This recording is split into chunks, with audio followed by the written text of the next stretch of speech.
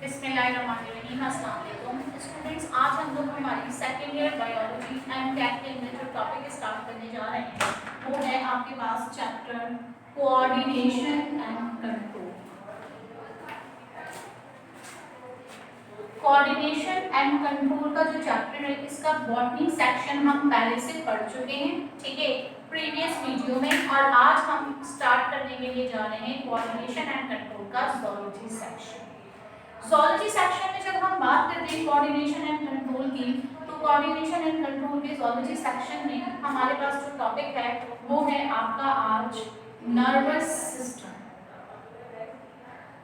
जब हम nervous system की बात करते हैं तो नर्वस सिस्टम हमारी बॉडी का एक ऐसा सिस्टम है जो हमारी बॉडी के अंदर पाए जाने वाले बहुत सारे रिएक्शंस को कंट्रोल कर रहा है। अगर मैं किसी गर्म चाय के कप को हाथ लगाती हूँ तो मैं इन अ सेकंड फौरन हटा देती हूँ, मुझे महसूस हो रहा है कि इंतहाई गर्म है और मुझे इससे हाथ हटा देना चाहिए। इसी तरह अगर हम किसी एनिमल को भी देखते हैं, उसके करीब जाते हैं तो उसके अंदर इस चीज का खौफ होता है, तो वो क्या करता है, उस जगह से उठ जाता है या दूर भागने की कोशिश करता है। तो हमारे पास एनिमल्स जो होते हैं वो भी कोऑर्डिनेट कर रहे होते हैं अपने एनवायरनमेंट से, और इसी तरह हम भी कोऑर्डिनेट कर रहे होते हैं। तो इस सिस्टम को जो कि तमाम एनिमल्स के अंदर अपने एनवायरनमेंट से इंटरेक्शन को डेवलप करवाता है, इस सिस्टम को कहते हैं हम नर्वस सिस्टम। और नर्वस सिस्टम जो है हमारे पास ये बिल्डअप होता है बेसिकली नर्वस सिस्टम के जो कंपोनेंट्स हैं हमारे पास, उसमें आता है ब्रेन और हमारे पास आते हैं नर्व सेल्स। ये नर्व सेल्स जो हमारे पास हैं ये बेसिकली दो तरह के होते हैं। एक कहलाते हैं हमारे पास न्यूरॉन्स और दूसरे कहलाते हैं हमारे पास न्यूरोग्लिया। तो हमारे पास कितनी तरह के नर्व सेल्स होते हैं बेटा? दो तरह के सेल्स होते हैं, एक कहलाते हैं न्यूरॉन्स और दूसरे कहलाते हैं न्यूरोग्लिया। ब्रेन की जब हम बात करेंगे तब हम वहां डिटेल में पढ़ेंगे। तो आज हम बेसिकली सबसे पहले नर्वस सिस्टम के यूनिट की बात करें तो नर्वस सिस्टम का स्ट्रक्चरल और फंक्शनल यूनिट जो है वो है न्यूरॉन्स। और न्यूरोग्लिया का भी डिफरेंस देखेंगे कि न्यूरॉन्स और न्यूरोग्लिया में क्या डिफरेंस होता है। जब हम किसकी बात करें, न्यूरॉन्स की बात कर रहे हैं, तो न्यूरॉन्स हमारे बॉडी के तमाम सेल्स की तरह एक सेल है और एक सेल के अंदर तीन चीजें होती हैं, ठीक है। इसी तरह इसमें भी है, सेल के बाहर क्या होगी आपके पास, सेल के बाहर मेम्ब्रेन होती है। इसी तरह न्यूरॉन के बाहर भी एक मेम्ब्रेन होती है, लेकिन इस मेम्ब्रेन को हम कहते हैं न्यूरोलीमा। लीमा मेम्ब्रेन को कहते हैं और न्यूरो न्यूरॉन से निकला है। सेकंड नंबर पर जो आता है हमारे पास वो आता है साइटोप्लाज्म। न्यूरॉन के अंदर भी क्या प्रेजेंट होता है, साइटोप्लाज्म प्रेजेंट होता है। इसके अलावा साइटोप्लाज्म इसका बाकी सेल से इसलिए डिफरेंट होता है क्योंकि इसमें स्पेशलाइज्ड किस्म के ग्रैन्यूल्स पाए जाते हैं। These are called Nissl granules. फिर हमारे पास इसमें एक और स्ट्रक्चर होता है जिसे कहते हैं न्यूक्लियस। ये इसके तमाम फंक्शन को कंट्रोल करता है। तो जिस तरह एक सेल के तीन कंपोनेंट होते हैं, इसी तरह न्यूरॉन सेल के भी ये 3 कंपोनेंट हैं, लेकिन ये तीनों कंपोनेंट मिलाकर हमारे पास कहलाते हैं सेल बॉडी। ये कहलाते हैं हमारे पास सेल बॉडी। ये जो सेल बॉडी है, इसी सेल बॉडी का एक और नाम भी है, इसे साइटोन भी कहते हैं। इसके अलावा इसका एक और नाम है, इसे सोमा भी कहते हैं। तो हमारे पास न्यूरॉन के अंदर सबसे पहला स्ट्रक्चर क्या होगा बेटा, सेल बॉडी या साइटोन। सेकंड स्ट्रक्चर जो होता है न्यूरॉन का वो कहलाता है हमारे पास डेंड्राइट्स। तो न्यूरॉन के अंदर बहुत सारे फिंगर लाइक प्रोजेक्शंस होते हैं या फिर कहें बहुत सारे थ्रेड लाइक स्ट्रक्चर्स होते हैं, इन्हें कहते हैं हम डेंड्राइट्स। तीसरा कंपोनेंट जो न्यूरॉन का है वो कहलाता है एक्सॉन। तो जो एक्सॉन है हमारे पास बेसिकली ये भी न्यूरॉन का कंपोनेंट है। अब देखें न्यूरॉन की अगर हम बात करें तो न्यूरॉन एक सेल है और सेल के कितने पार्ट्स हो गए, 3, सेल बॉडी या साइटोन, डेंड्राइट्स और एक्सॉन। और फिर सेल बॉडी के कितने कंपोनेंट्स हैं आपके पास, 3। नंबर 1 मेम्ब्रेन, नंबर 2 साइटोप्लाज्म और नंबर 3 न्यूक्लियस। अब हम इसका स्ट्रक्चर न्यूरॉन्स हमें कैसा नजर आता है बेसिकली। जब हम न्यूरॉन्स की बात करते हैं तो देखिए ये न्यूरॉन्स की सेल बॉडी है, ये आ गया आपके पास न्यूक्लियस, और न्यूक्लियस के सराउंडिंग में आपको क्या नजर आ रहा है, न्यूक्लियस की सराउंडिंग में आपको नजर आ रहा है साइटोप्लाज्म। इस साइटोप्लाज्म में स्पेशलाइज्ड किस्म के ग्रैन्यूल्स पाए जाते हैं जो कि आपके पास केमिकल मैसेंजर्स प्रोड्यूस करते हैं, इन्हें कहते हैं नीजल ग्रैन्यूल्स। तो ये आ गए आपके पास नीजल ग्रैन्यूल्स। अब हमारे पास वो आपके पास प्रेजेंट है, न्यूक्लियस हो गया है आपके पास, ठीक है। इसके बाद हमारे पास एक और स्ट्रक्चर आ जाएगा, उस स्ट्रक्चर को क्या कहते हैं हम, उस स्ट्रक्चर को कहते हैं हम एक्सॉन। अब आप देखिए ये जो न्यूक्लियस है आपको नजर आ रहा है, ये साइटोप्लाज्म हो गया, नीजल ग्रैन्यूल्स हो गए, तो ये जो बाहर वाली मेम्ब्रेन है, इस मेम्ब्रेन को कहते हैं हम न्यूरोलीमा। क्या कहते हैं इस मेम्ब्रेन को हम, न्यूरोलीमा कहते हैं।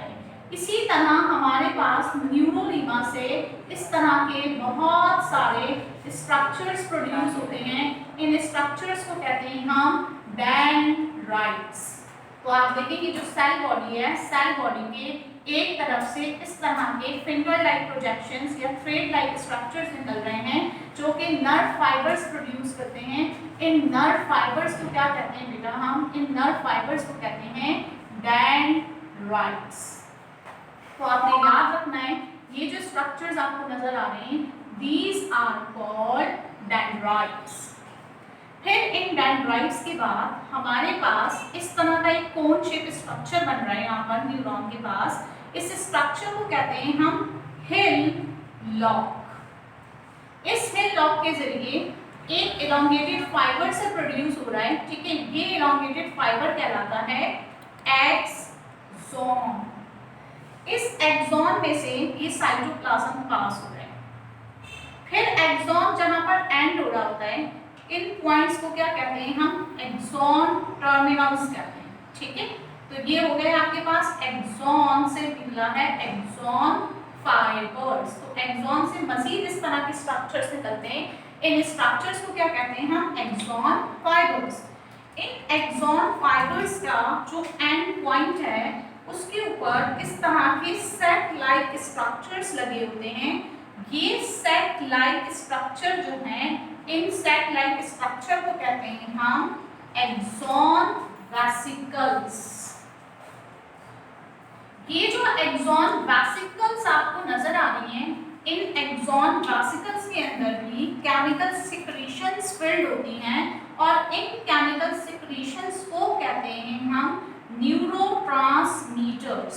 तो हमारे पास ये जो केमिकल सिक्रीशंस आपको नजर आ रही है इन वेसिकल्स में, जिनको मैंने रेड कलर से यहाँ पे शो किया है, इन्हें कहते हैं हम न्यूरो ट्रांसमीटर। नाम से ही लग रहा है न्यूरो, न्यूरॉन से निकला है, ट्रांसमीटर जो इलेक्ट्रिकल इम्पल्स को या न्यूरॉन के मैसेज को एक जगह से दूसरी जगह ट्रांसफर करेंगे। इस स्ट्रक्चर को क्या बोलेंगे, न्यूरो ट्रांसमीटर। ये तो हमारे पास एक न्यूरॉन का स्ट्रक्चर हो गया।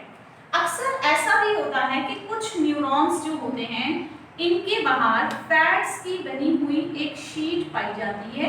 इस फैटी शीट को कहते हैं हम माइलिन शीट। तो आप ये देखिए, ये जो स्ट्रक्चर आपको नजर आ रहा है जो मैं बना रही हूँ, इसमें कंसेंट्रिक रिंग्स नजर आ रहे हैं। जैसे आप प्याज काटते हैं ना, अनियन काटते हैं, तो अनियन में देखिए इस तरह की रिंग्स नजर आ रही होती हैं, ठीक है। तो इसी तरह की ये जो रिंग्स होते हैं, ऐसी शीट बनी हुई होती है। तो इस शीट को क्या कहते हैं हम, माइलिन शीट कहते हैं। तो आपने याद रखना है, this is called myelin sheath. Myelin sheath जो होती है आपके पास, इसमें से नर्व पास नहीं हो सकती है क्योंकि ये आपके पास इंसुलेशन का फंक्शन परफॉर्म करती है। तो मैसेज सिर्फ यहाँ और यहाँ ट्रांसफर हो सकते हैं। माइलिन शीट अगर किसी वजह से डैमेज हो जाए तो उसको दोबारा बनाने के लिए माइलिन शीट के अंदर एक सेल भी होता है। ये सेल कहलाता है शेवॉन सेल। ये माइलिन शीट के लिए रीजनरेट करने का काम करता है। तो शेवॉन सेल्स जो होते हैं वो किसके अंदर प्रेजेंट होते हैं, माइलिन शीट के अंदर प्रेजेंट होते हैं। तो ये हमारे पास स्ट्रक्चर नजर आ रहा है आपको किसका, न्यूरॉन्स का। इस न्यूरॉन्स की स्ट्रक्चर के बाद अगर हम देखें तो अब हम देखेंगे टाइप्स ऑफ न्यूरॉन्स और फिर हम देखेंगे क्या करते हैं। लेकिन अभी आपने क्योंकि ये पार्ट्स पढ़े तो इनको याद रख लीजिएगा कि ये हिस्सा जो है जो कि आपके पास है, this is called the main body, ठीक है, ये मेन बॉडी है, इसे साइटोन कहते हैं। ये हो गया आपका एक्सॉन, ठीक है, और सेल बॉडी से ये जो फिंगर लाइक प्रोजेक्शंस निकल रहे हैं ये क्या कहलाते हैं, डेंड्राइट्स। तो हमने न्यूरॉन्स के कितने कंपोनेंट्स पढ़े थे, 3, जिसमें पहला कंपोनेंट क्या था, सेल बॉडी या साइटोन, दूसरा कंपोनेंट क्या था, डेंड्राइट्स, और तीसरा कंपोनेंट क्या था बेटा, एक्सॉन। अब अगर आप डेंड्राइट्स की बात करें तो डेंड्राइट्स का फंक्शन क्या होता है, ये मैसेजेस को रिसीव करते हैं, ठीक है, और एक्सॉन का फंक्शन क्या होता है, ये मैसेजेस को ट्रांसफर करते हैं। ट्रांसफर करने के लिए इनके पास कौन सी चीज है, ट्रांसफर करने के लिए इनके पास न्यूरोट्रांसमीटर्स हैं जो मैसेजेस को आगे ट्रांसफर करते हैं। क्योंकि न्यूरॉन खुद एक सेल है, इसको अपना स्ट्रक्चर जो है वो मेंटेन करना है, तो इसके लिए ये अपने सारे फंक्शन एक सेल की तरह कहाँ कंट्रोल करता है, सेल बॉडी में। न्यूरोट्रांसमीटर्स जिन स्ट्रक्चर्स के जरिए ये सीक्रेट करवाते हैं उन्हें मीजल्स ग्रैन्यूल्स कहते हैं। साइटोप्लाज्म में डिफरेंट किस्म के केमिकल कंपोजिशंस के आइंस वगैरह होते हैं और न्यूक्लियस इसके तमाम फंक्शन को कंट्रोल करता है। और न्यूरोलीमा बाकी सेल्स की मेम्ब्रेन से इसलिए डिफरेंट होती है बेटा क्योंकि इसके ऊपर चार्ज प्रेजेंट होता है। तो न्यूरोलीमा पे पॉजिटिव और नेगेटिव चार्ज की वजह से ये बाकी सेल से डिफरेंट होती है। अब अगर आपसे सवाल पूछा जाए कि why neurons is different from the other sales, तो आपने याद रखना है न्यूरॉन्स बाकी के तमाम सेल से इसलिए डिफरेंट होता है because it can receive electrical impulses and it can transfer. और रिसीव करने के लिए डेंड्राइट्स होते हैं इसके पास और ट्रांसफर करने के लिए इनके पास एक्सॉन्स मौजूद होते हैं। तो आई होप कि आपको यहाँ पे न्यूरॉन क्लियर हो गया होगा। अब हम चलते हैं न्यूरॉन की टाइप्स की तरफ ताकि आपको पता चले कि न्यूरॉन्स की कितनी तरह की टाइप्स होती हैं।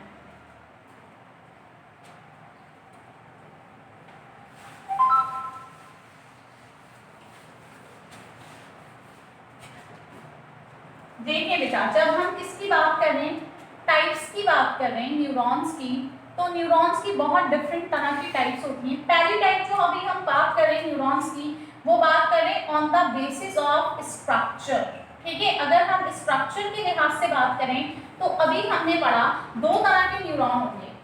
एक न्यूरॉन के बाहर माइलिन शीट होगी, तो ऐसे न्यूरॉन क्या कहलाएंगे आपके पास, माइलिनेटेड न्यूरॉन्स, तो इन्हें बोलेंगे माइलिनेटेड न्यूरॉन्स।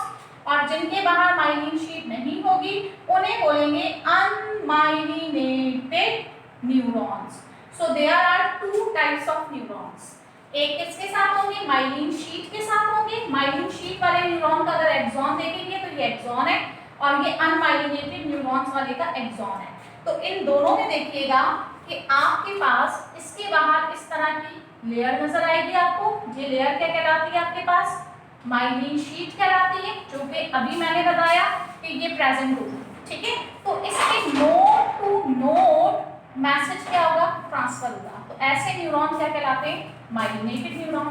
लेकिन ऐसे न्यूरॉन जिनके एक्सॉन पे माइलिन शीट प्रेजेंट नहीं होती और उनमें से सिर्फ साइटोप्लाज्म ही पास हो रहा होता है, ऐसे न्यूरॉन क्या कहलाते हैं बेटा, अनमाइलिनेटेड न्यूरॉन्स कहलाते हैं।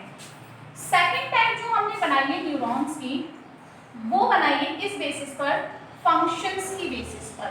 फंक्शंस की बेसिस पर भी हमारे पास 3 टाइप्स के न्यूरॉन्स होते हैं। एक कहलाते हैं आपके पास सेंसरी न्यूरॉन्स, दूसरे कहलाते हैं आपके पास, एक कहलाते हैं आपके पास सेंसरी न्यूरॉन, नाम से ही लग रहा है ना, sensory neurons that means receive करते हैं। जैसे हमारी आईज है, उसमें जो न्यूरॉन्स है वो देखने का काम कर रहे हैं, ठीक है। तो ये सारे न्यूरॉन्स क्या कहलाते हैं आपके पास, जो रिसीव करते हैं ज्यादा से ज्यादा मैसेजेस को, वो कहलाते हैं सेंसरी न्यूरॉन्स। ये आपके पास किससे एसोसिएटेड होते हैं, आपके रिसीविंग ऑर्गन से। फिर सेकंड पर आता है इंटर न्यूरॉन। इंटर न्यूरॉन्स को हम रिले न्यूरॉन्स भी कहते हैं और ये आपके पास एसोसिएटेड न्यूरॉन्स भी कहलाते हैं। ये मैसेजेस को सेंसरी न्यूरॉन से लाते हैं, ब्रेन तक और ब्रेन से वापस कहाँ लाते हैं, इफेक्टर्स तक। तो ये बीच में कोऑर्डिनेशन बिल्डअप करवाते हैं।